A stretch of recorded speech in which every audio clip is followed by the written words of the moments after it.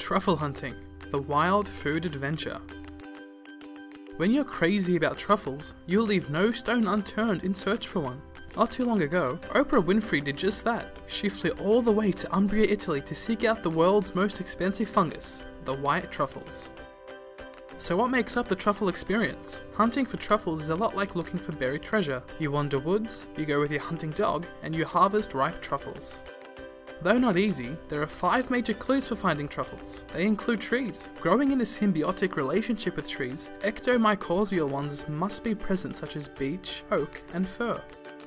Soil type. Truffles like moist soil, and so hunting for them 10 to 14 days after a heavy pour down of rain should yield in abundance. Burnt areas. Truffles emit volatile organic compounds that inhibit the growth of any vegetation around them, resulting in brûlée areas. A strong scent. The truffle's pungent scent is undetectable to the human nose. Then again, you can always have a dog sniff it out for you. Animals. Chipmunks, rodents, and squirrels disperse truffle spores. Your best bet? Search among the trees for pits and rake around fresh diggings. Let's have a quick talk about truffle hunting dogs. Truffle hunters traditionally used pigs. However, truffle duties were eventually passed on to dogs because they have more stamina than the average pig. They are easier to train and are less likely to eat their truffle finds.